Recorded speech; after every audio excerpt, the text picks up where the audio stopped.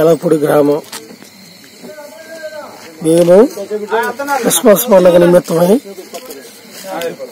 ఆడ స్టార్ పెట్టుకుంటానికి మా రోడ్లోనే మొదటగా మట్టి రోడ్డు నిమిత్తమై 2 మొదలు బాదుకొని దాని మీద స్టార్ పెట్టుకుంటాం.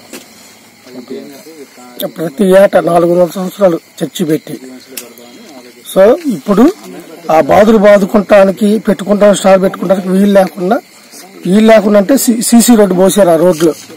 సో దాని నిమిత్తం అయ్యి అది కూడా ఆ సీసీ రోడ్లో ఎవరికి ఇబ్బందికరం లేకుండా అటు ఇటు సైడ్ ని ఫిల్టర్ పోసుకున్నాం. అది కూడా దేని నిమిత్తం?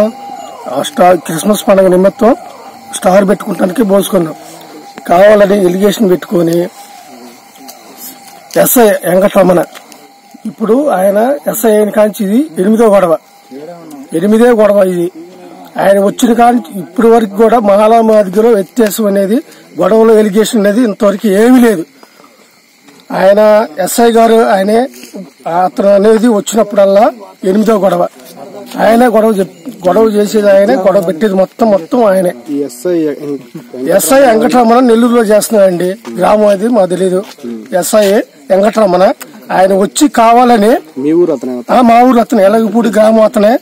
అది కూడా చర్చి నిమిత్తం, క్రిస్మస్ పండుగ నిమిత్తం మా బంధువులైనటువంటి ఎస్ రాంబాబు చర్చి అయిపోయిన తర్వాత మెయిన్ రోడ్డు మీద కొట్టు ఉంది.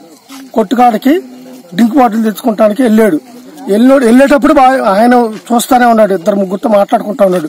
వెళ్ళి రిటర్న్లో వచ్చేటప్పుడు ఆయన దగ్గర ఆపి బండి మీద ఒక్కడే ఉన్నాడు. బండి మీద ఆపి, రే నువ్వేంద్ర ఎక్కడ రోడ్డు మీద తిరుగుతున్నావు, ఏంది పచ్చి రోడ్డుగా అన్నాడు.